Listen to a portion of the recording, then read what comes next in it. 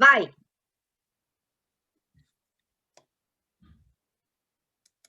Ok.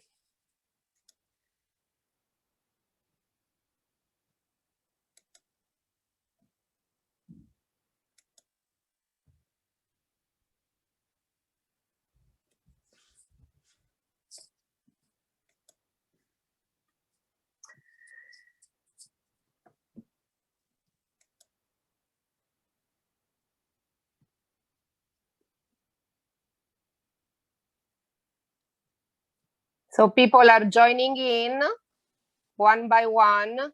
We wait 2 more minutes to let people in, and then we'll get started.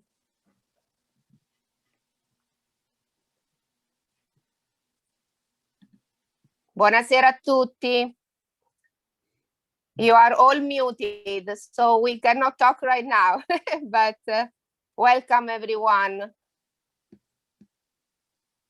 We'll wait 1 more minute and then we'll get started.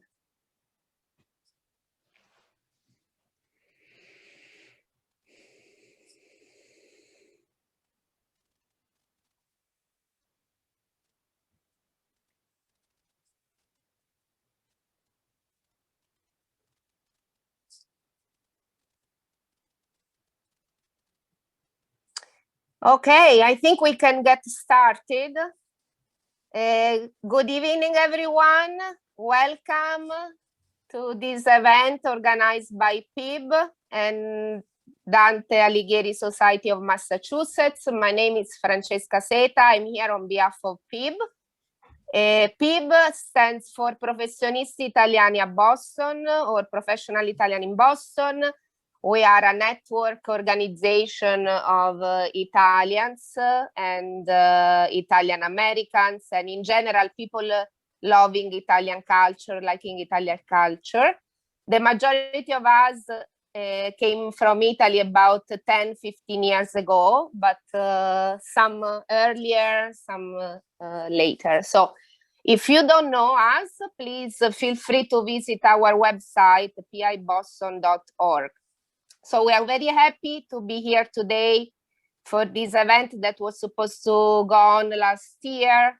Unfortunately, we had to cancel it. So we are really very, very excited that finally we have the chance to present this discussion about women, because tomorrow it's International Women Day, as you may know. It's an international celebration of women around the world. And this celebration has been instituted since the 70s by the United Nations, but the struggle for women rights and equality in the workplace has been a long issue that has been struggled with since beginning of the last century. In fact, this celebration sometimes it's connected to an event that most likely happened in New York City, which was the explosion of a factory where the majority of workers were women. Or some other people say that we remember a strike that was also in New York City by women who were tired of being treated not equally on the workplace and very tough in very tough conditions they were working. So tomorrow it's the official celebration, but of course we wanted to have this celebration today because it's Sunday. And with that, I welcome everyone. And before we get started, I just want to mention that we are going to have our 3 great panelists today. And at the end of their presentations, we have the chance to ask questions. So at the end, please feel free to unmute yourself and to ask your question, or to write the question in the chat and we will read it for you, or raise your hand with the raise your hand tool, and then we will give you we will unmute you. So with that, welcome again, and I pass the torch to Chiara Burratsini. Chiara, you're muted. I know it took me a little bit of time to get to the right area and unmute myself. So, hello everybody, buonasera, buon pomeriggio, anzi, a tutti. I'm very, very happy that you are all here today. Yes, as Francesca, and I am Chiara Burratsini of the Dante Alighieri Society of Massachusetts, if you don't know me. Yes, Francesca was right in saying that we were supposed to have this event exactly 1 year ago. And I remember the days in which all the panelists and we were talking about whether we should cancel or not, because COVID, the news of COVID and the danger of COVID had just began to circle. And so at the end we said, we want to be extra safe, let's cancel. Now, the ironicity, l'ironicità, the sadly ironic situation here is that we canceled an event dedicated to women and to women equality because of COVID. But guess who COVID hit the hardest? Women.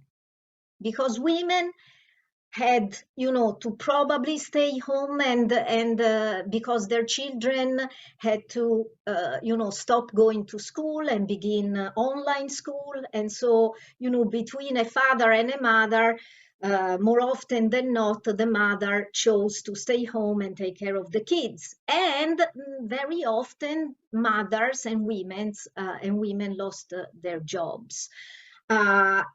Moreover, being stuck at home, women, lost touch with their extended family, with their, friends, colleagues, because they lost their job. And so this brought to a rise in domestic violence and domestic abuse. So in the last year, unfortunately, the women's situation has declined and has definitely got worse. Now, these days, the world is fighting back. We are trying to get back to normal. We are trying to fight the virus. We are reopening some businesses and especially schools.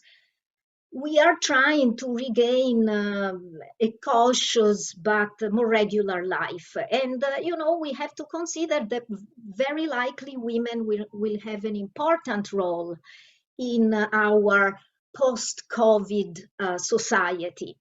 Let's consider that globally 70% of health and social service providers are women, most of whom in the lower paid jobs.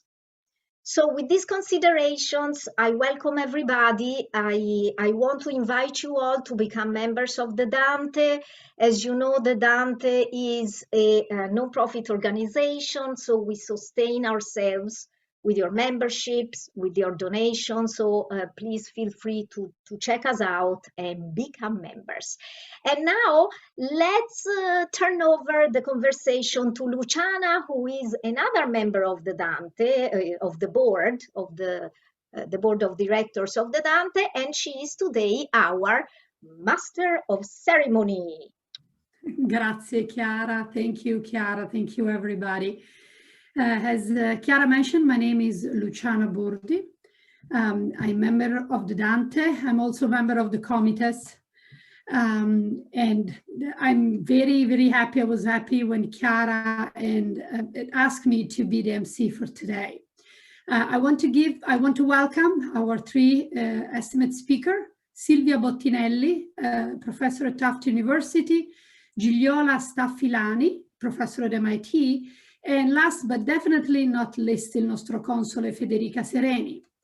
I'm going to spend a couple of minutes just introducing Federica before she can introduce herself and then go to the next phase of the session. She was born in Rome. She received a law degree from Luis University di Roma in 1995. In 2000, she entered her diplomatic career at the Italian Ministry of Foreign Affairs with a specialization in commercial affairs. Her first assignment, and she was going to mention that too, in a very male-dominated world, was the Directorate General of Sub-Saharan Africa. And from 2002, she was nominated Deputy Chief of Staff of the Undersecretary for Foreign Affairs, Margherita Boniver. In 2008, she was assigned to the Italian Embassy in Madrid, where she covered the position of head of the Political and Press Office. In 2013, she returned to the Ministry of Foreign Affairs and Development in Rome. And since August 2018, she began her assignment as General Consul of Italy in Boston, and the jurisdiction is Maine, Massachusetts, New Hampshire, Rhode Island, and Vermont. So I want to thank Federica for being here, and I'm letting her go next. Grazie, Federica. Grazie Luciana, buonasera a tutti. Thank you all for being here. I just want to say a few words, thanking Dante and Pip for organizing this event. As Chiara said, we were hoping last year to have it in person, and it wasn't possible this year. 1 year, down the road, we're still not COVID-free, unfortunately, but we are struggling to reach out to all of you and to maintain as many events as possible. I will later on during the panel describe a little bit of what my experience has been in the diplomatic world, which, as Luciana was saying, is very male-oriented and dominated. Obviously, there is still a long way to go for women. Not only do we still, especially in specific societies, definitely the Italian society, women have the main load in families if they choose to have families, and if they choose to have children, they definitely have, I would say, 80% of the workload at home as well as in the office when they're working. There's the theme of domestic violence. There's themes of gaps in salaries. So there's a very long way to go. I must say, my generation has had it probably much easier than many women that I look up to, but I definitely think that there's still a lot of work to do, that we must do, and that society must do to actually allow future women, the girls of today, to be fully empowered and to be able to share the same opportunities that men have in the world today. So thank you very much for inviting me, and I will speak further on about my experience in the Ministry of Foreign Affairs. Thank you. Grazie a tutti. And now, from Elena Ferrante, my brilliant friends. And this is in Italian, so I hope you'll understand. Le frasi provocatorie di Maria Rosa e l'invito delle sue amiche mi spinsero a ripescare sotto una pila di libri quel paio di opuscoli che a me aveva regalato tempo prima Adele. Me li portai in giro nella borsa, li lessi all'aperto, sotto un cielo grigio di fine inverno. Lessi per primo, incuriosita dal titolo, un testo intitolato Sputiamo su Hegel. Lo lessi mentre Elsa dormiva nella carrozzina e Dede, con cappottino, sciarpa e cappello di lana, dialogava a bassa voce col suo pupazzo. Mi colpì ogni frase, ogni parola e soprattutto la sfrontata libertà di pensiero. Sottolineai tantissime frasi con forza, segnai punti esclamativi, freghi verticali. Sputare su Hegel. Sputare sulla cultura degli uomini. Sputare su Marx, su Engels, su Lenin e sul materialismo storico e su Freud e sulla psicoanalisi e l'invidia del pene e sul matrimonio, sulla famiglia e sul nazismo, sullo stalinismo, sul terrorismo e sulla guerra e sulla lotta di classe, e sulla dittatura del proletariato, e sul socialismo, e sul comunismo, e sulla trappola dell'uguaglianza, e su tutte le manifestazioni della cultura patriarcale, e su tutte le forme organizzative. Opporsi alla dispersione delle intelligenze femminili, deculturalizzarsi, disaculturalizzarsi a partire dalla maternità, non dare figli a nessuno, sbarazzarsi della dialettica servo-padrone, strapparsi dal cervello l'inferiorità, restituirsi a se stesse, non avere antitesi, muoversi su un altro piano in nome della propria differenza. L'università non libera le donne, ma perfeziona la loro repressione contro la saggezza. Mentre i maschi si danno a imprese spaziali, la vita per le femmine su questo pianeta deve ancora cominciare. La donna è l'altra faccia della terra. La donna è il soggetto imprevisto. Liberarsi della sottomissione, qui, ora, in questo presente.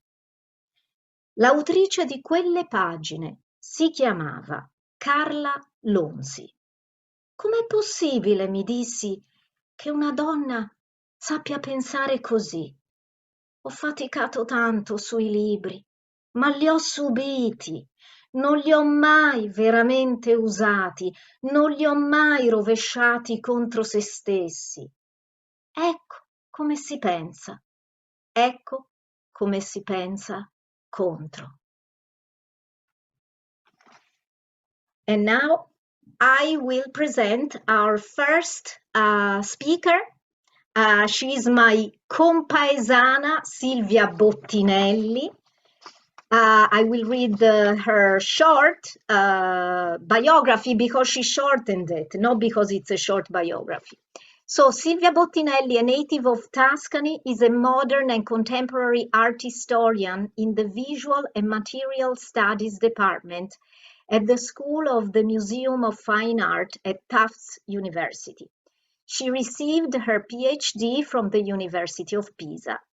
She is the author of several books and publications on the 20th century Italian art, including the recent double-edged comforts, Domestic Life in Modern Italian Art and Visual Culture, published by McGill Queen's University Press, which analyzes the representation of the domestic sphere in Italian art and visual culture from the 1940s to the 1970s. And this is the beautiful, beautiful book, just came out. I'm halfway through. Very interesting and beautiful. Grazie e a te la parola, Silvia. Illustraci Carla Lonzi e il femminismo italiano. Grazie Chiara. Dunque, la prima domanda da cui voglio partire è appunto chi era Carla Lonzi. Questa, sorry, let's rewind actually.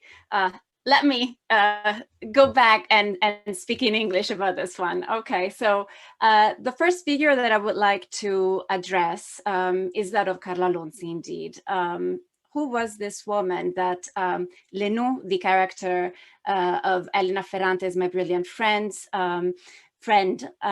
is mentioning in her reflection. Lenou, at that point of the novel, had moved to Florence and had been exposed to autocoscienza groups of consciousness-raising groups through the sister of her husband and so on and so forth. And like many women, she had become exposed to the writings of Carla Lonzi. The character was, but also many real women were during the 1970s. So Carla Lonzi was an art historian and a critic as well as a writer, and she studied under Roberto Longhi at the University of Florence. And she was a well-known critic. She wrote about the Venice Biennales. She spent time in the US, in Minneapolis in particular. She wrote.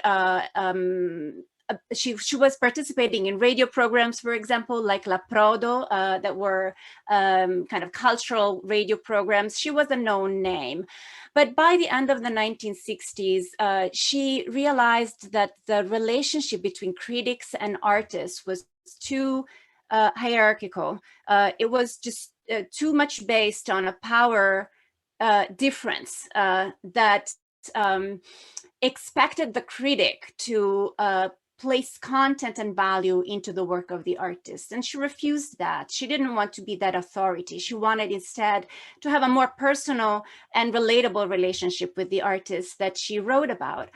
So she kind of reviewed with this text, Autoritratto, from 1969, she completely reimagined the way of writing about art. Instead of injecting the art with her own meanings, she decided to have interviews with the artists that she would record through sound recording systems, so very modern way of approaching criticism.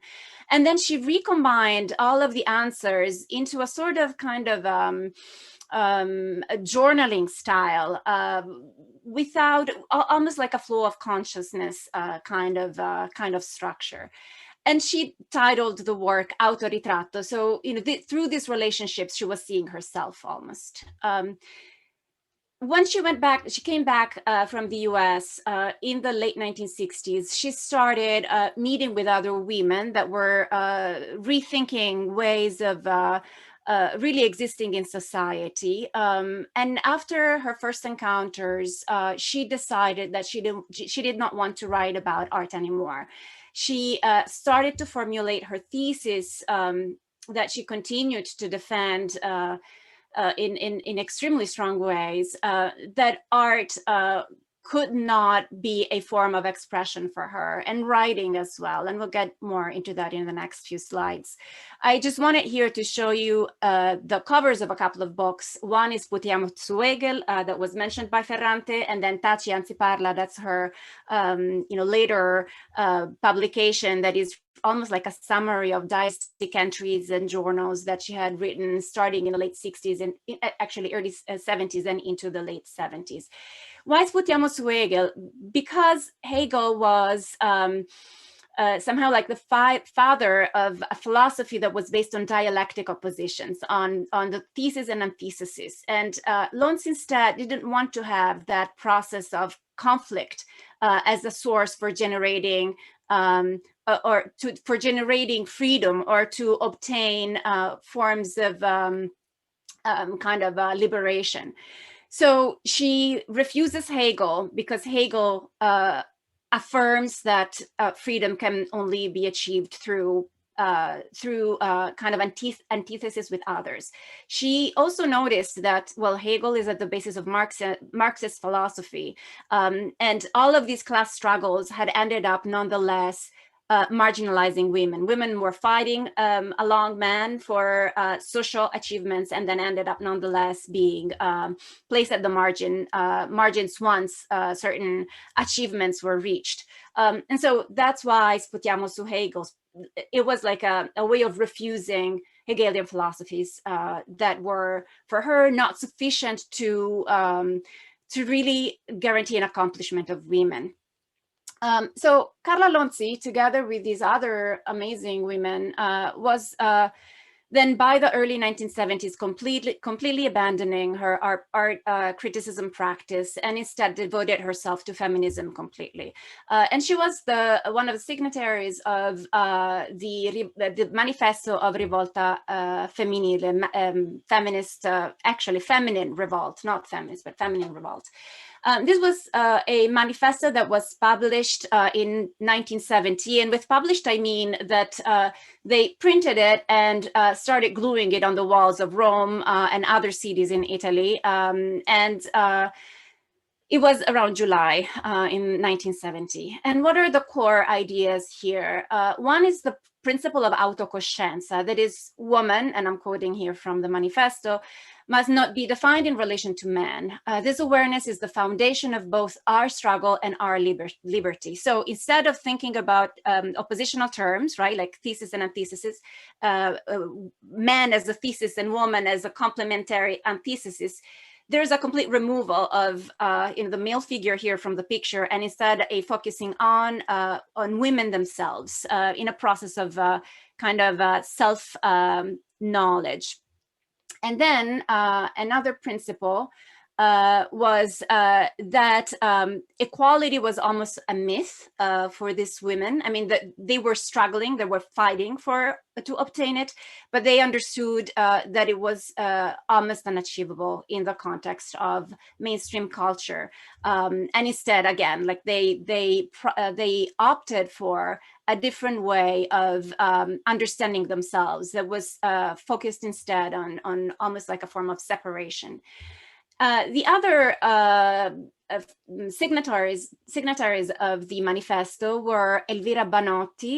This was a journalist that was born in Eritrea from an Ethiopian Italian family in 1933.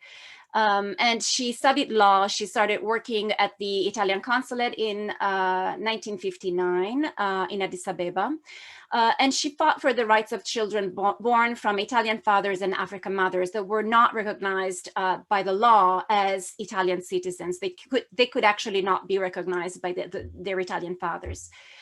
She then moved to Rome and started meeting with these groups of women in the late 1960s. And she also had an experience of violence and forced abortion that led her to study this experience and by collecting oral histories from other women. And she collected all of these stories in this book, La Sfida Femminile from 1971.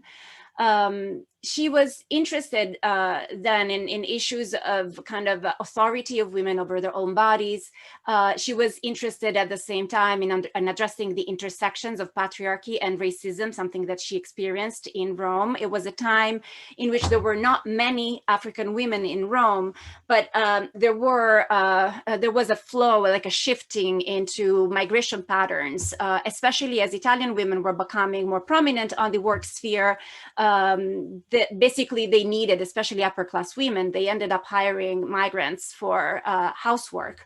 And so she was not a unique case, although of course her story was very specific.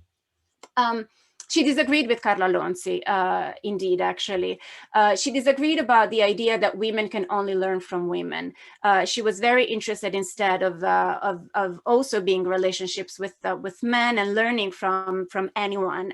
So she didn't understand the separation of women and men in such strict terms.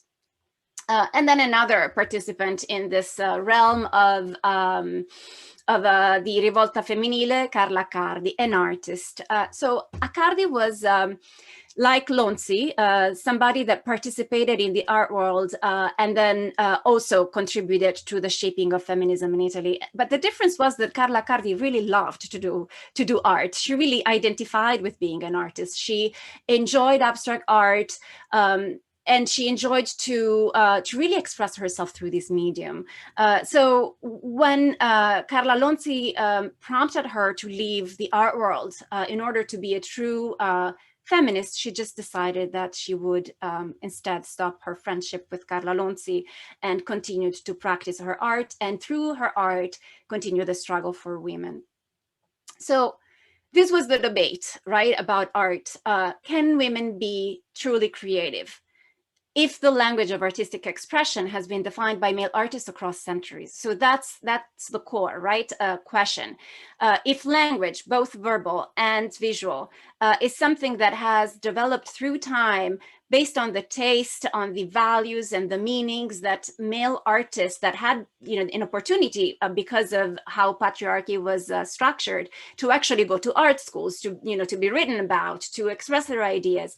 If where we are now is the result of centuries of kind of male centrality, what we define art right now, is this something that can also express women's ideas and thoughts and sentiments? Well, for Carla Cardi, yes, that was the case, and she wanted to participate in these discourses, and she was very, very much an accomplished artist in mainstream discourses. Carla Lonzi did refuse that thesis, that possibility, and instead completely erased her participation within the art world. And what happened beyond them, right? Like, these were not the only women that were interested in these discourses or that participated in the art world. Well, Carla Lonzi was very influential. So the emphasis ended up being on difference more than equality for Italian feminism and Italian art circles as well. Separatism, that's the official term, was predominant. Women artists created a separate system of exhibition spaces, publications, and networks. But, you know, the result of that was marginalization. So recent scholarship is reconsidering the work of women artists who remained marginalized in the 1970s. This parallel art world was not considered as relevant as the mainstream art world in which males operated. There was also another school of thought that was that of assimilation. So some women artists participated as minorities in mainstream art systems, though their work was also often ignored by critics, curators, and art historians. And so recent scholarship is also trying to reevaluate their positions and reception. So what did women's art address? There was certainly a landscape for women artists and women art production. They mostly tried to deconstruct aspects like their own identity, issues of domesticity and domestic culture, hence my recent book that Chiara was showing before. They were concerned about discussing their control over their own body, and they were very much interested in language as a form of expression or redefining their own language. So this is a recent, I was mentioning recent scholarship, and this is just one of many recent publications that are concerned with the reevaluation of women's art in the 1970s because of these patterns of marginalization. And it is one of two issues of the Italian journal Palinsesti that is open source, so you don't need to purchase it. You can just go to palinsesti.net and you can download the articles. And these articles are by many of the authorities in the field, including Giovanna Zapperi, Forino, Cristiana Casero, Caterina Iaquinta, Raffaella Perna, and Maria Bremer. And there's another issue that's coming out just this month with the contributions by other professors that are specialists in the field. So to end my presentation, I would like to bring things to the present, right? Like, we're now rediscovering the work of these women artists from the 70s, but what is the situation now? And what is the situation in the US? Well, in the US and now, gender inequality in the arts still exists. The MFA is now having a show that is still on view until the fall that's titled Women Take the Floor, that exhibits works of women artists from the collections of the museum.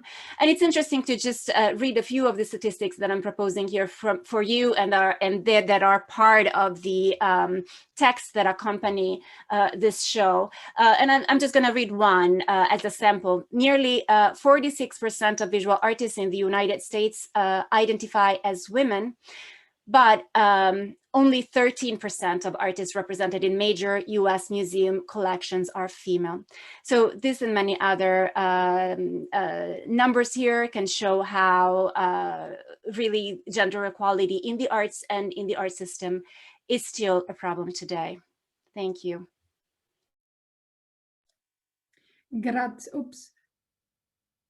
Grazie infinite Silvia, grazie ancora, molto interessante, molto educational, ho imparato tantissimo.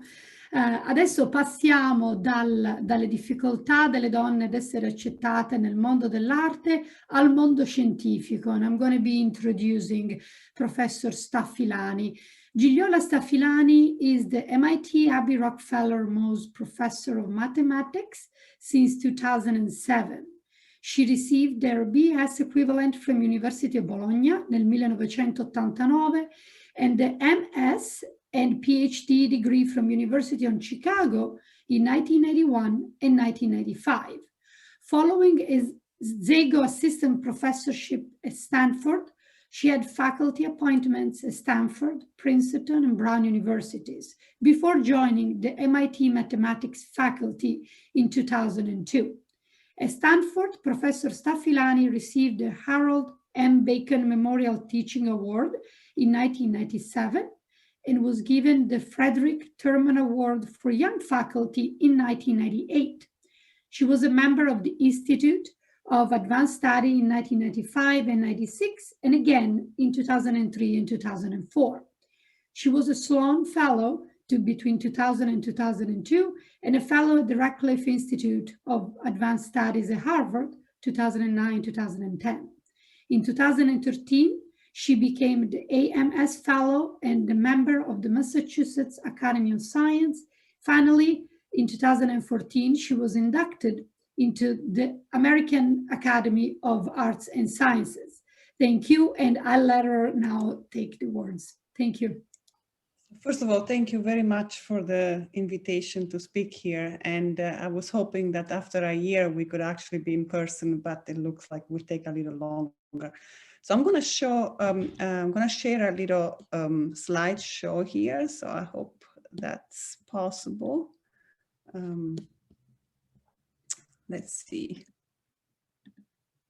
Oops. Okay. Do you see the screen? Yes, we do. Okay, good. So I was hoping to do the slideshow, which worked before. Let's see. If you click slideshow, right, lì, proprio appena poco su. Ecco, lì. Ah, here we go. No? No, nella tabella un pochino più su. Sì, lì vai, continua. Animation, okay. Eccolo. I was doing yesterday and then, but somehow it doesn't happen. I don't know. Giliola, vedi sotto, ok, sotto allo schermo c'è, dove c'è il zoom, il percento, c'è quello piccolo schermo, giù, dove c'è scritto notes, comments, sulla destra, non quello, 2 o 3. Vai, continua ad andare a destra? No, l'altra? L'altra. No. Okay, thank you. No, ops, ecco qua. Do you see? Do you see the screen? Yes, we do. Benissimo. But something disappeared. Okay. Anyway, there was supposed to be something here before. Ah, here we go. So, so I'm going to talk about science, and from what Sylvia said, one might believe that there will be much less controversy when we talk about science and role of women, because science is something totally objective and you just need the brain to do it. And somehow this, in particular in the United States, is not an initial condition for the discourse. And I feel that I'm very lucky that I was educated in Italy, where I studied in the Liceo Scientifico before going to the University of Bologna. I graduated in math. And until then, I never really faced what young women face in the United States, unfortunately, because I was never told that because I was a woman, I couldn't do math. And if anything, my math professor in Italy were expecting that women would be even better, because besides having the same brain power, they are actually more careful. So it was really a surprise when I went to the University of Chicago, and I realized, in particular among my peers, so my friend graduate students, that there was this concept that just the brain of women is not as good as that of men.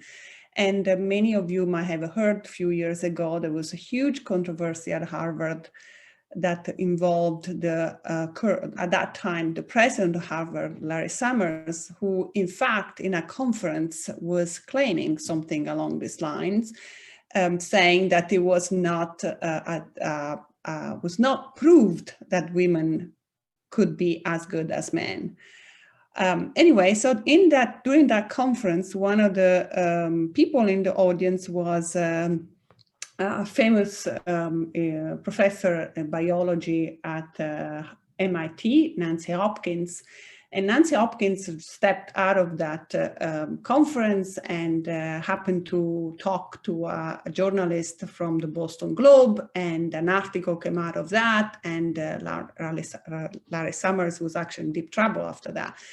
But Nancy Hopkins had been for a very long time a promoter of equality in science, and in fact, in 1994, when she was a full professor at MIT, start realizing that what she was feeling at MIT, meaning her offices were small, her lab was smaller, her grant of money was probably smaller than the one of the peer male colleagues. So she started talking to other women in the, very few, I will say, back then in the School of Science professor at MIT. And when they start talking, and she recounts this actually in this fantastic documentary called Picture a Scientist. And I really, if you have the chance, I really recommend you take an hour and a half or so to watch it. So she recounts in this documentary that features her together with this few women at MIT in 1994. They start talking and they start comparing notes, and it turned out that all of them felt the same kind of actually objective feelings, meaning they all had trouble getting a bigger space for the lab, they all had a smaller office, they weren't involved in the government of MIT as a whole. So they went to the Dean of School of Science and then the provost at that time, and I have to both men, in fact, and I have to recognize that they actually decided, being scientists at MIT, that the best way to settle this would be to look at the data. And the data was, in fact, measuring the offices and measuring the labs and so on. And in 1995, this report came out of MIT. This was the first of its kind. It made a big splash in the science world and in academia. And in that report, there were data that were showing, in fact, that what the women in the School of Science were feeling were not just some abstract, thoughts that were not based in data, but actually the data proved that they were being discriminated in those metrics that could be measured. So Nancy Hopkins started talking in giving speeches in many universities. It really changed the landscape, actually, of how women were treated, at least in science. Now, to give you a little bit of an idea, remember, this is 1995. So I collected a little bit of data from the internet, actually, and in fact, from the National Science Foundation. And so I will show you a few of this data. So in this one, in this first slides, what you see is employment status, so scientists and engineers. So I'm talking about STEM, and note that this is 2017. And keep in mind, just from what Chiara said at the beginning, that the situation this year is absolutely terrible. Women have been hit extremely badly by the pandemic, also in the world of academia, and in particular in science, because exactly the reason that Chiara said, there are now articles that in fact prove that the output in terms of research from women this year has been much smaller than the year before, and much smaller than the one on men, which is kind of interesting. And so many other data like that, but the data that I will show you today do not take into account the pandemic disaster. So this is from 2017, and you see here in the two columns there are the women and the men.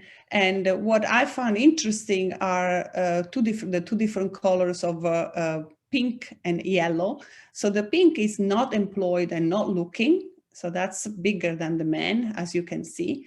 And also the yellow, employed part-time. So this makes sense also in terms of the fact that was discussed before, that the women tend to take care of quite a larger percentage of family duties at home. So moving forward, I wanted to talk a little bit about the salary.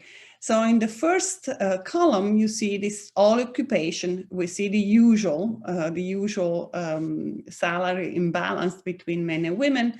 The next one is about the S&E, means science and engineering occupants in general. Again, you might think that as you go up, maybe in the type of jobs that are more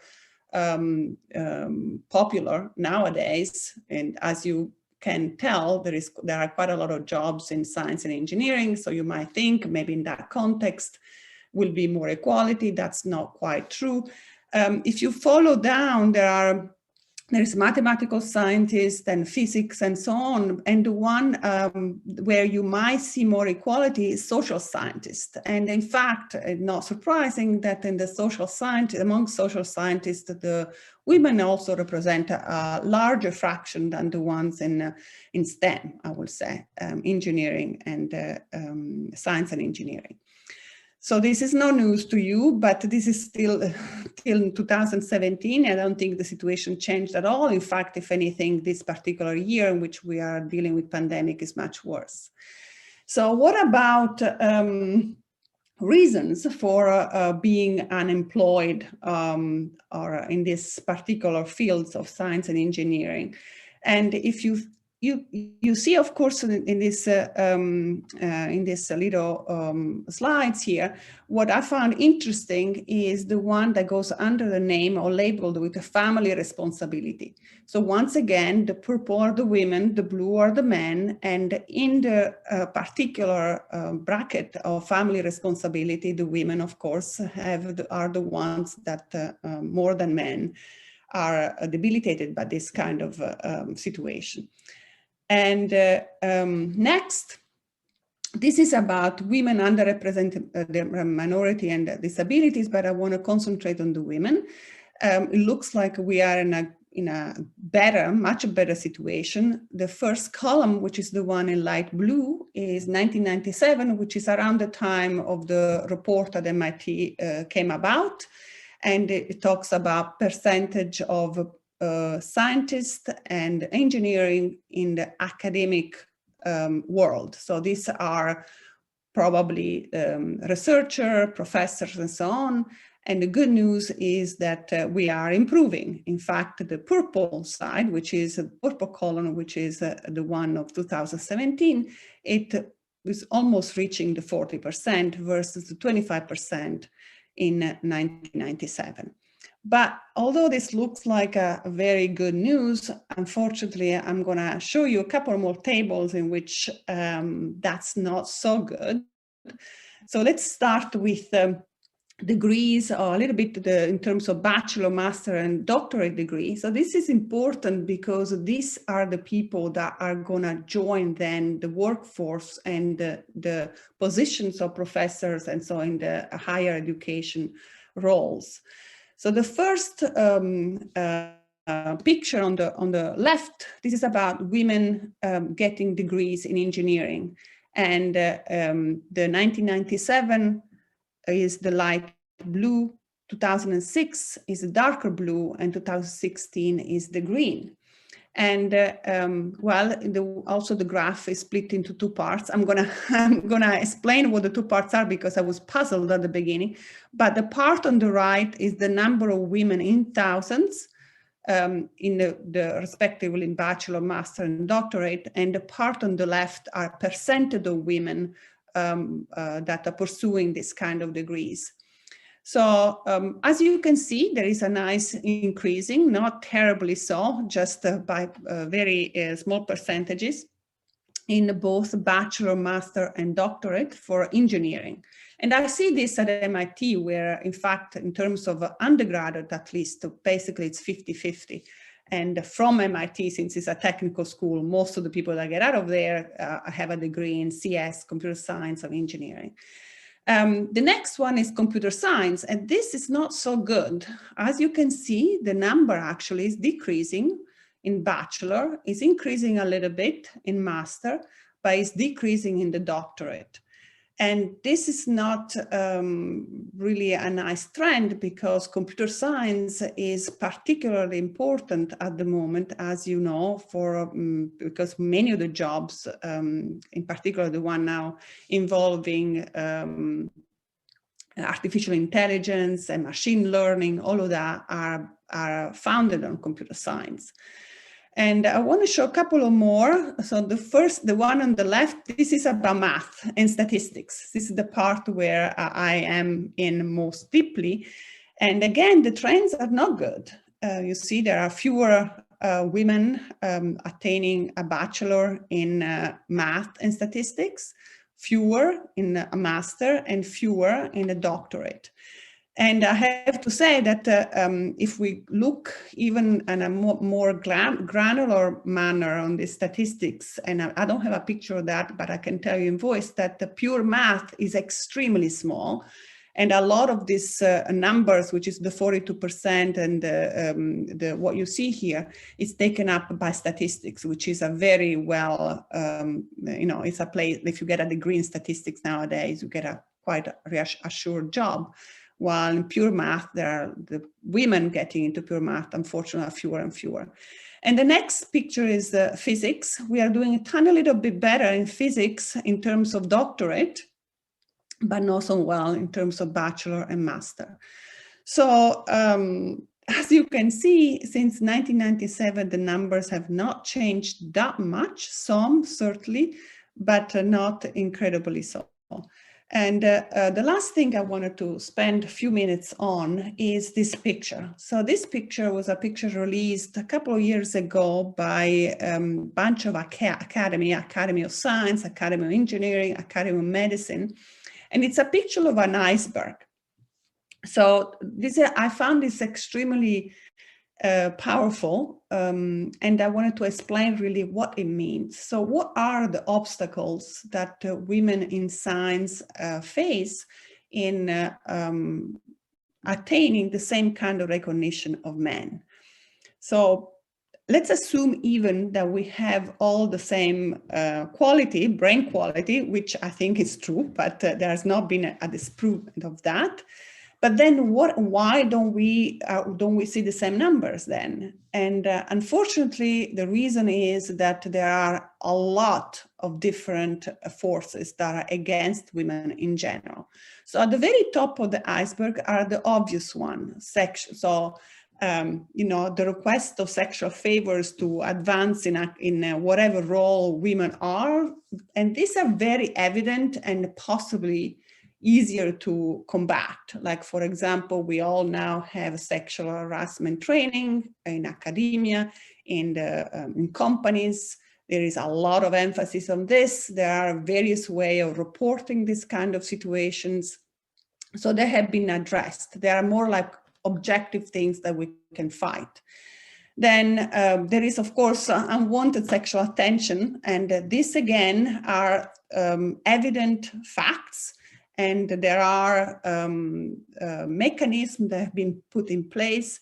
For example, I have known in the last few years several tenure faculty male in various universities, such as Berkeley, Princeton, and other very top-ranked universities that have been fired and from their position, from their tenure position, because they have been found guilty of having been involved in serious sexual harassment. But what's more, which is larger, just like happens in an iceberg, is what's underneath the water, underneath the sea. And these are small, not necessarily very large event, but when you sum a lot of very small events, you end up with a large one that constantly interfere with the mental space that everybody needs in order to proceed in their research. So unfortunately, these smaller things, like, for example, offensive remarks about the body, offensive sexual teasing, sexual humiliating acts, jokes, lots of jokes that men usually make in the workplace and so on, are much harder to fight. The type of structures that can be put in place are much harder to put in place because, as I said, it's a small thing. And I think we are dealing much more with what we see in the lower part of this iceberg than on the top.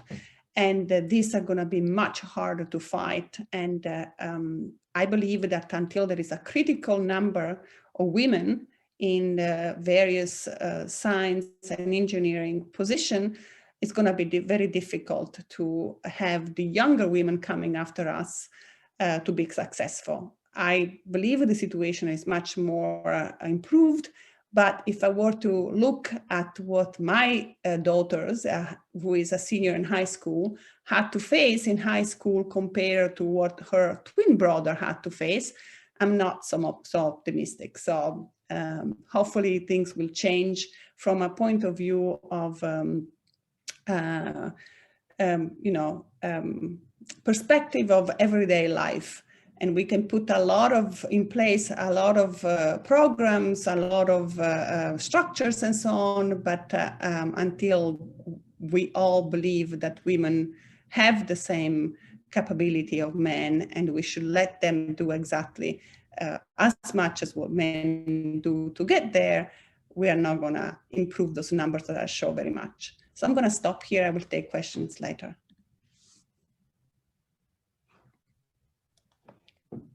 Grazie Gigliola, grazie infinite, molto interessante. Federica? So thank you very much. I found both perspectives very, very interesting. Obviously, coming from the public sector, I think the situation is a bit different. So in the diplomatic career in Italy, the only way to access the diplomatic career is a public concorso, so it's a public examination, and so all the candidates are anonymous. No one knows who is writing what, and the only time, and so the first screening is on written exams, and then obviously only those few that pass the written exam actually access the oral examination. So I worked for human resources in my years in Rome, and funny enough, we analyzed access to the diplomatic career that, as many people know, is very male-oriented. It is historically male-oriented until 1968. The diplomatic career was not open to women. So it's only been, not that many years that women have been able to physically access the diplomatic career. This obviously has created a great imbalance between men and women, and I'll come to that specifically later. It's a historical imbalance, so obviously the higher the ambassadors, only 4 women are full-fledged ambassadors out of 24. Full-fledged ambassadors means people that have the rank, not women that are acting as ambassadors, which are obviously many more. But 4 out of 24 gives you a pretty good idea of how male-oriented the career still is. Obviously, this has, as I was saying, a historical reason. It also has a reason in the progression in the diplomatic career. So going back to the examination, we actually examined how many women applied and how many actually passed the examination. And funny enough, when you looked at applications, the percentage of women applying was higher than men. But at the end of the exam, I would say nowadays, and it's a very big percentage, 25 to 30% of the candidates that pass are women. So how come, what happens? We still haven't understood. We discussed and analyzed. Maybe one of the reasons is that women are perfectionists, and so they have a harder time in giving, when they have written exams, they will not finish the exam unless they are certain that it has been done properly. So maybe that is a reason. Sometimes they end up not completing the exam because by the time they've finished the whole series of written exams, they do decide that their performance was not perfect, so they prefer to try again. There are many reasons. We still do not really understand why the numbers of women that actually access the career are so limited. My personal experience, I must say, when I was still studying, I was in university, and I spoke with a friend of my parents that was had worked in the diplomatic career, and he seemed to think that he actually told me that the women that joined the service were extremely unbalanced, and it was not a career for women. That I would, if I had intended to pursue that career, I would end up a spinster or lonely. All the most horrible things would happen because it was not a career that he deemed, you know, right for women. And I must say that he was right in the sense that it is a career that is not the easiest for a woman if we consider that a woman has to be the leader of family life. So obviously this has changed in recent years. There are a lot of women that are professionals. They do not want to give up their careers to raise their children. But for those women that do decide to have both a career and children, I do think that the diplomatic career is still a very hard place to work, because obviously you need to shift children around, you need to shift your spouse, you need to find a balance between work and life, which is not always easy in that specific career. So going back to my experience, after I spoke with this colleague who was so negative about my future access to the diplomatic career, I decided that I would seek for myself and see for myself what it was going to be like. So I studied, I passed the exam. When I joined the service, only 5% of the Ministry of Foreign Affairs, of the diplomats of the Ministry of Foreign Affairs, were women. We are now up to 20%, so definitely there has been a significant increase. We do not have, obviously, the difference in salaries because being a public job, the salary depends on the role that you have. But we do have different access to different positions. When I joined the service, certain positions were not considered womanly. I applied for one position and they asked me, I had an interview and they chose me. And then a couple of days later, I got a phone call and they said, "Is it true that you have a son?" And I was like, "Yes." And they said that that specific position was not the right position for a woman, for a mother. And I answered back in a very sarcastic way, saying that I didn't consider having children as a disease that could be passed on to anyone else. But still, they were not willing to put my maternity at risk by having me apply for that specific job. So that was 20 years ago. I must say that 20 years later, the situation has changed significantly. The ministry has tried, not always successfully, but they have tried to change the bias. Sometimes, so let's say a part of the bias is still there. There are certain positions that are still, a new thing for women. For example, in the US, there's, apart from myself, there are 2 other women that are consul generals. It's the first time that there's a woman here in Boston, as all of you know. So there's still, as I said earlier, a long way to go, but there has been progress. From my perspective, I must say that there has been progress. Having said that, it's a very hard job. Especially if you put children in the equation. In my experience specifically, It's not always been, I've never been judged as a woman. I've always, I must say, I've never wanted to be judged as a woman, but I've never been judged as a woman, neither in a positive nor in a negative way. So I've never felt that I could not access certain positions because I was a woman.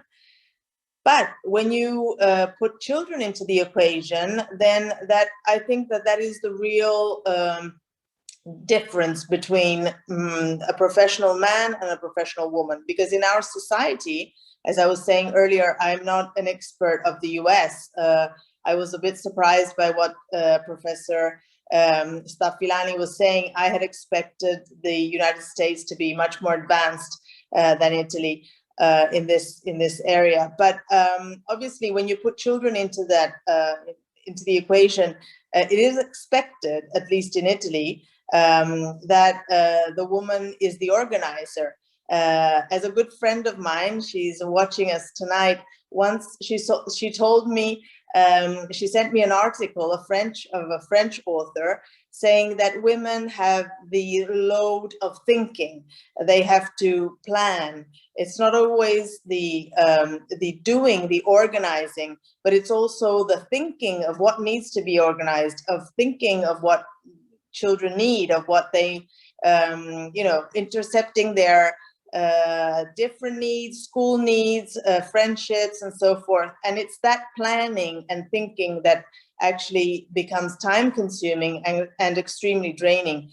And it's very seldom that you can share that load with your spouse. Generally, it's the woman that I think traditionally is considered the one that has to do that on top of working. So working becomes some sort of hobby that you do in your spare time. But I find that the situation of women today is a bit of a weird situation in which we've become much freer. We can choose, we can work, we can be professionals, but we haven't lost any of the previous roles. So we have just added load on load on load. And that has made life for women who choose to be mothers as well as professionals extremely, extremely challenging. And so that is from my perspective, I think we still have a very long way to go in many sectors as women in the workforce. But the additional difficulty for women who become mothers tends to become a very big challenge. So having said that, I would like to close on a positive note because I have 3 children myself. Unfortunately, all boys, as many of you know.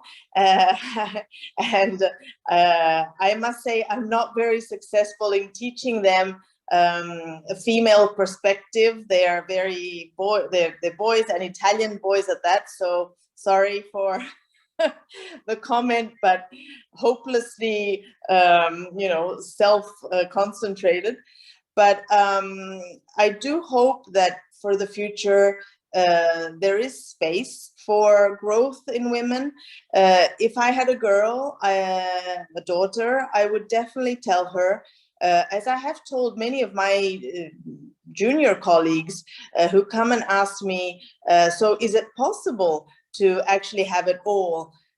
Some women still think that they need to find a balance or choose between having a family and having a job.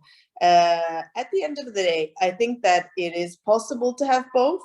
And I tell my junior colleagues that it is possible to have both. It definitely takes a lot of energy, a lot of hard work. But I think that the message for the future is a message of hope. So I think that professors like Sylvia and Julio and people, like Chiara and Luciana, they come to show us all that it is possible. And so I think that I want to close on an optimistic note and say that from what I've seen in the last 20 years, a lot of work still needs to be done, but a lot of work has also been accomplished. So I hope that the future generations will have it easier. We definitely had it much easier than our mothers. My mother was a professional. She worked her whole life, and a lot of issues that she had to deal with, I never had to deal with. So I hope that generation after generation, things will definitely improve. And I want to close on this positive note, hoping that you can and you must have it all as a woman. Thank you. Grazie infinite Federica. Grazie anche a Silvia e Gigliola. Apriamo adesso credo che Chiara o Francesca daranno la possibilità a tutti voi. Sorry, speaking in Italian. I give you the opportunity to ask questions. So if you want, please, you can write the questions in the chat, or you can just raise your hand, unmute yourself, and ask question to any of our esteemed panelists.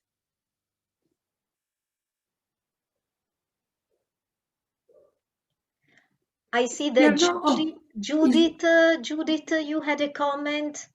You wrote, unmute yourself and talk to us.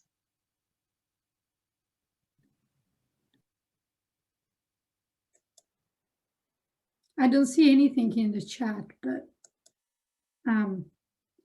if nobody has a question, I have a question, maybe for all. Okay, can you hear me now? Yes, we can. Yes. Oh, okay. Go ahead, Jude. So I'm a scientist and I'm a female, as you can see. So I would like to add a few comments.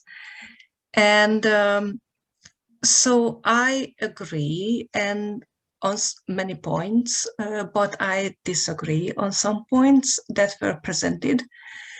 So I was a postdoc, so I'm a scientist, and I graduated here in the US, and then I became a postdoc here in the US. And in the US, the postdoc salary is defined by the NIH. So that's totally irrespective of the gender. So the postdoc salary, it doesn't matter if you're a male or female or whatever you define yourself, it's defined by the NIH. And then from a postdoc, I went to industry. So I got a job at a company. And the company was advertising a scientist position with a fixed salary. So again, it didn't matter what gender you are or what you identify yourself with. So the salary is fixed. So I think whatever was presented needs to be taken enough salt. So that's what I wanted to add that those numbers were for NIF, for a National Science Foundation. So, and maybe you're right, also at MIT, the postdocs are fixed, but salary for professors in private schools are not. That might be, but for the most of the people for us, so it's NIH defined for in academia. Yeah, but that's not, and mathematicians have nothing to do with NIH. When you go work in a company as a mathematician, a statistician. That's what I said. So I was a postdoc for 2 years. So I graduated here in the US, and I was a postdoc here in the US for 2 years. And my salary for that 2 years was defined by NIH. And after that, I applied for an industry job. So I got a job in a company, and my job was advertised with a scientist position with a fixed salary. It didn't matter who filled that position. It happened to be me. But that position was fixed with the salary. So it didn't matter who filled the position, male or female, it happened to be me. They didn't adjust, they didn't lower the salary just because it was me, a female.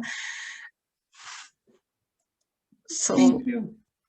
Thank you, Judy. Do you have to share other things? Or yes. Sure. The other thing was that I'm from Hungary, and in Hungary I got an arts degree. It was Russian and Finnish, but my twin sister got a physics degree. And the physics group at the time, it was 1998, 1993, I'm 45. And the physics group was very small. It was only 13 people. And my twin sister and one girl were the only girls in that group. And in Hungary, the admission system is very, very objective. You have to take an exam. They don't even look at your name. And you access certain score. And if you access a certain score, you get admitted. They don't look at your name. They don't know if you're male or female. And if you're above that score, you're admitted. If you're below the score, you're not admitted. And my twin sister and that girl were the only girls who were admitted, and 12 other guys were admitted. So you showed that in engineering and computing, there were like less females. I couldn't care less about engineering. You have to drag me with wild horses into engineering to fill the female gap. So in Hungary, it's the admission system is extremely objective. They don't look at your name, they only look at your scores. And only my sister and one girl got in and 12 other guys got in. I tried to drag in girls into those areas where there are no girls, just to fill the gap. I don't want to go into engineering. I couldn't care less about engineering, and I'm a scientist. Thanks, Judith, for your... Yeah, so I think there is Sylvia that raised her hand and Antonella, so maybe we can go with Sylvia first. Yeah, thank you. I just wanted to demystify the idea of objectivity in any field. Exams are designed by people, and the way that you ask questions, the way that you design the environment in which questions are asked, the way that you're advertising the position, and so on and so forth, can certainly influence the way in which the answers are given. And that it has been proven, for example, in the college admissions mechanism here in the US by the different results in different tests like the ACT and the SAT that tend to, they're both tests that are trying to measure quantitatively the proficiency of students of a certain age and their preparedness for college. But the results, the statistics give different results based on, the gender or the sex, the way that the students identify themselves with, depending if they're the ACT or the SAT. And that's due not necessarily to who's taking the test, but because of the way in which the answers are timed, the way that the answers are presented. I'm just saying this because I would like to demystify the idea that there are objective measures of intelligence, because it seemed to me that the argument there was that women are objectively, less prepared, to enter the sciences. It's a complicated thing, and people in the social sciences will be able to argue that the ways that questions are asked are almost kind of conducive to the kind of answers that you're going to get. Just a little bit to demystify the idea of objectiveness here. Thank you, Sylvia. I would like to argue that women are not interested in those areas that you're presenting. Yeah. Are you trying to drag women into those areas? Because you couldn't drag me into engineering because I couldn't care less about engineering. So Judith, I go ahead. I have other 3 people that I like to speak. So if you want to be brief, that would be great. So we go to Antonella and then we go to Linda and then Thomas.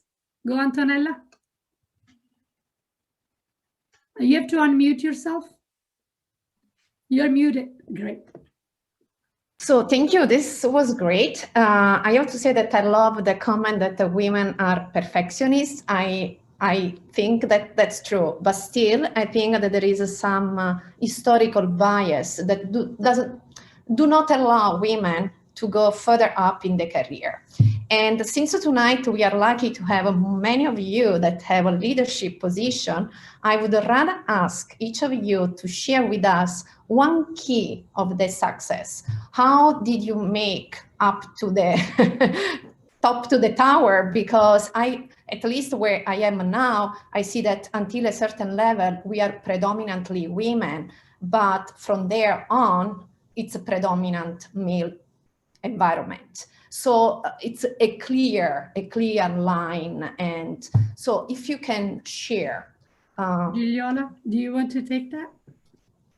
Yes, so I have to say that there are 2 main things. One, I had amazing mentors who made me feel like I was doing well in what I was doing and I was capable of doing it. And I was very lucky. And this is not something that everybody experiences. If anything, actually the opposite might happen.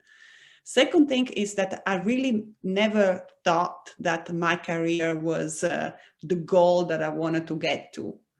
I really loved to work in math, and again, I was very lucky that I started working in problems that were at the very beginning, and hence I became the expert of that particular area that then was very much recognized by the community.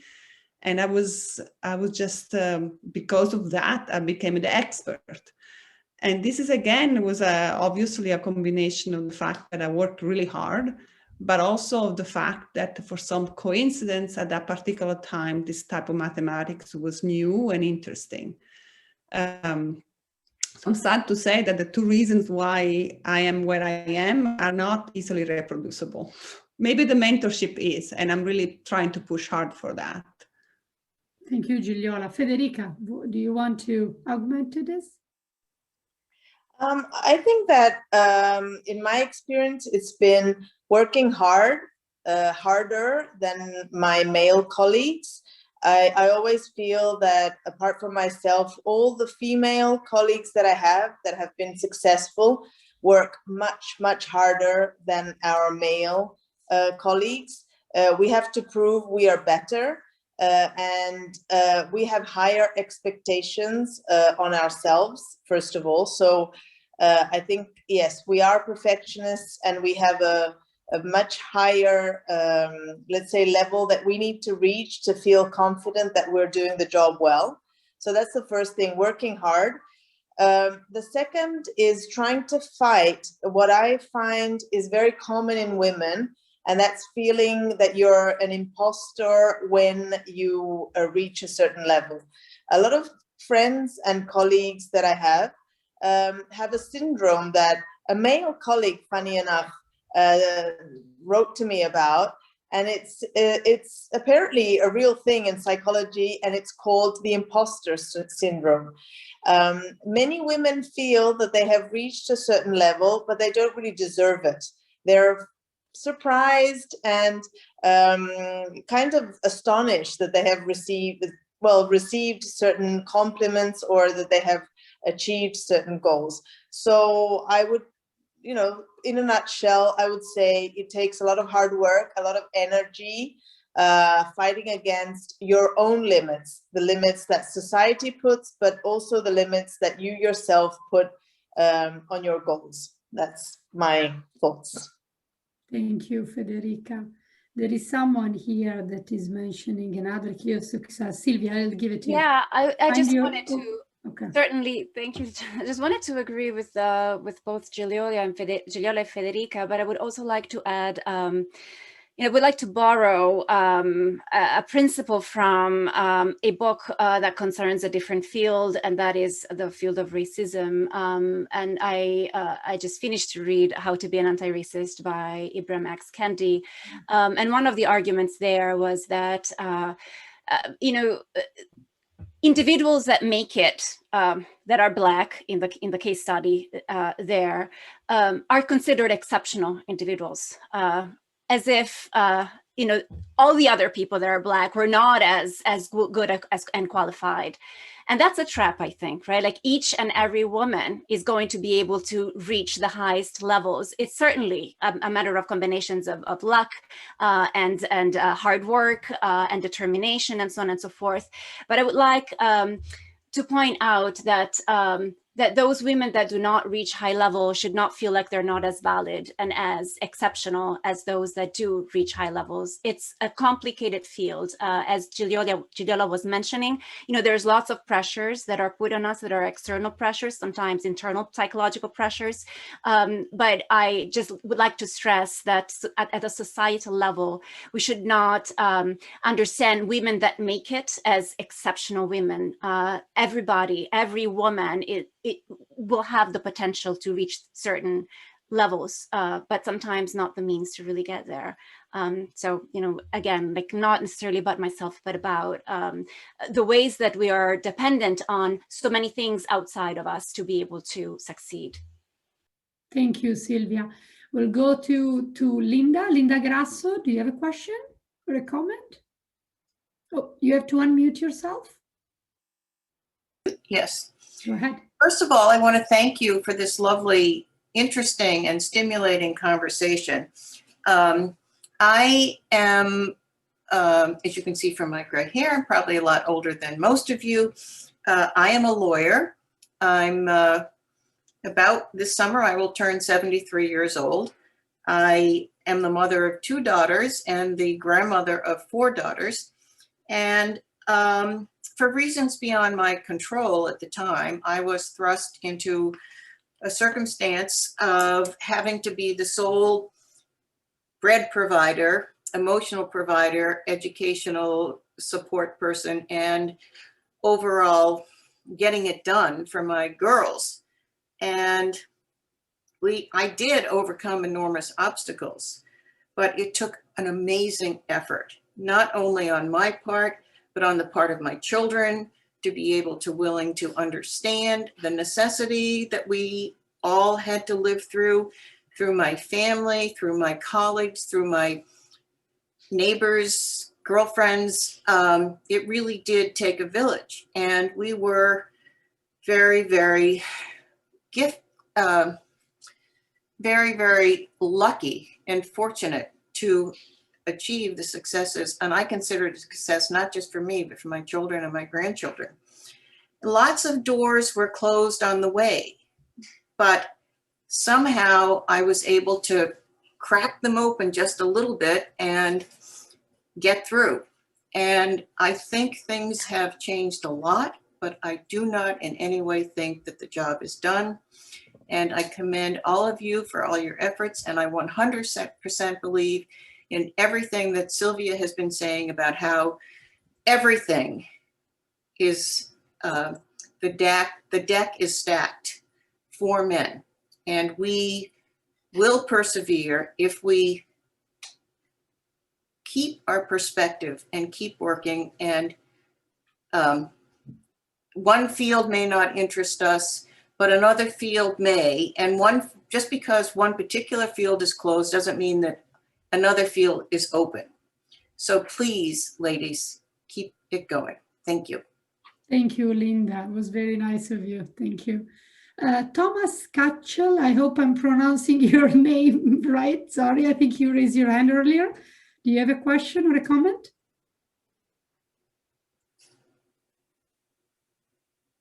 Can you unmute yourself? Oh, Chiara, can you unmute Thomas Katchel? I don't know if I'm pronouncing her name right. S-K-A-C-E-L. Okay, here we go. Oh, try again. For a second, you were off. You were off the microphone. Can you do it again? No. Chiara, can you try again? Here we go, try. Okay. Yes. So I am on my fiance's Zoom. My name is also Chiara. Oh, sorry, I'm right on. Chiara, okay. My name is also Chiara. So I graduated recently with a bachelor's and a master's in mathematics from Northeastern University. I have to say, I did one of my very first experiences freshman year was being in the common room of my dorm, and a couple of drunk guys had gotten into our building, and we were all going around sharing our majors, and everyone was business, international affairs, here and there. I say mathematics, and they look at me and they say, "But you're a girl." That's the first thing they said. And, you know, after the fact, I found out they were drunk. I did not know that at the time, and that it kind of must have just burst out. But you saw everyone's eyes, because it was a girls' floor, everyone's eyes just pop open. Like, how could you say that? That's not something you can say. So I never experienced anything like that with my classmates or with my professors. I now work as a business analyst, but my manager is a woman. My colleagues are a lot of women. So, you know, yes, I'm sure there are obstacles for me, and there will be in the future, but it's not just about the individual experience. And you have to consider at large what the general experience for women is in my field or in academia, but even as analysts, there's a lot of discrimination there. But especially private companies, they really try to adjust for all these inequalities, which maybe academia does not. So, yeah. Grazie, Chiara. Thank you for sharing. I see Joe De Rosa raising his hand, not virtually, but literally. Joe, can you unmute yourself? Chiara, I think, can you unmute Joe De Rosa?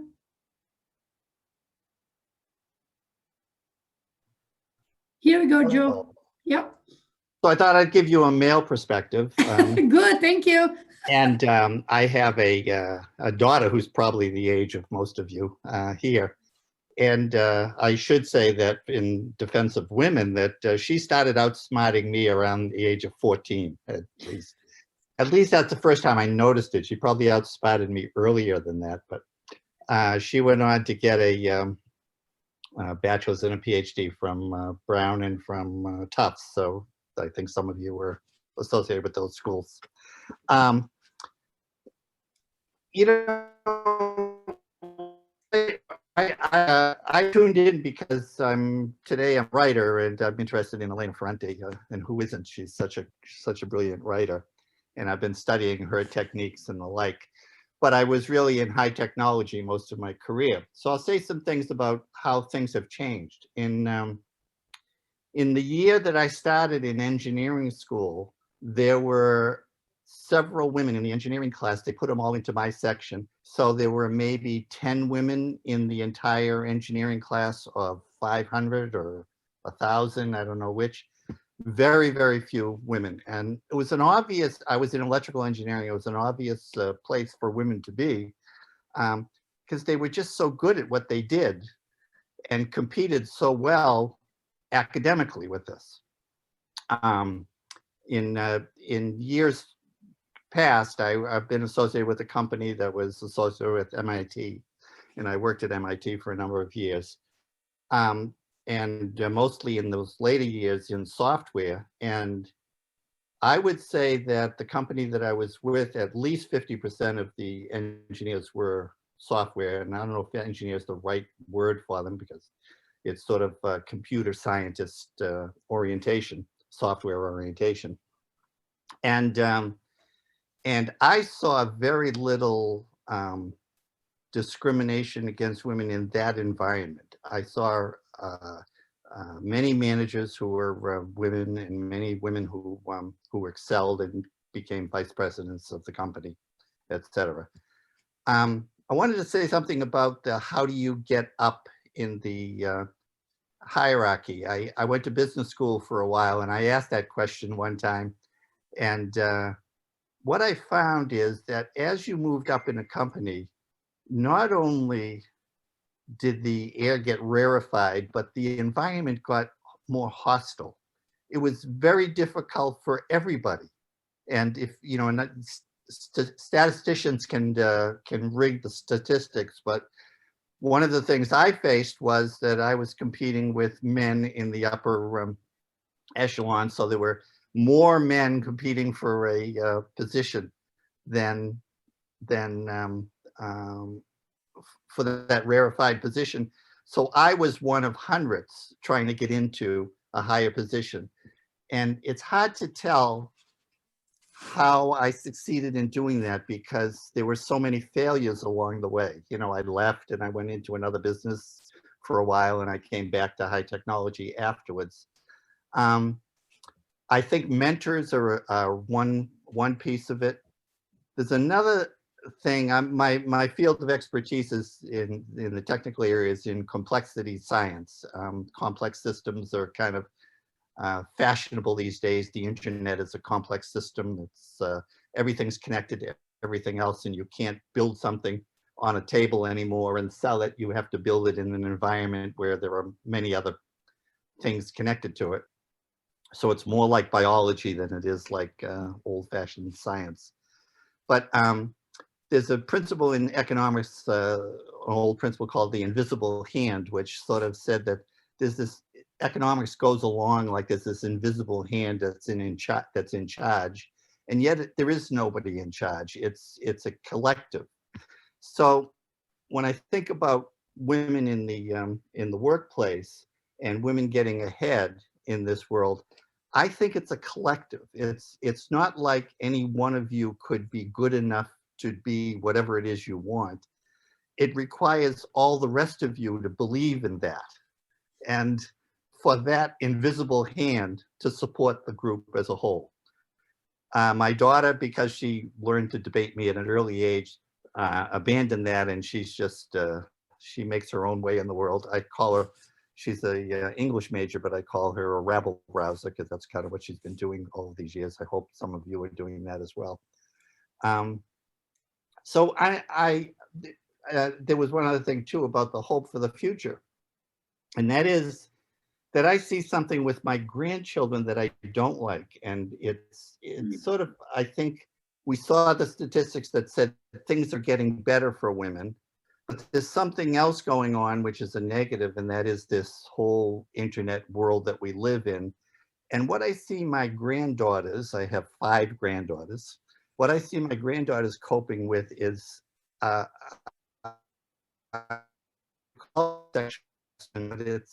it's a kind of environment where they're just under attack all the time via all of the internet connections that they have. That's not hopeful. When I was their age and I was acting badly, I didn't have that big an effect.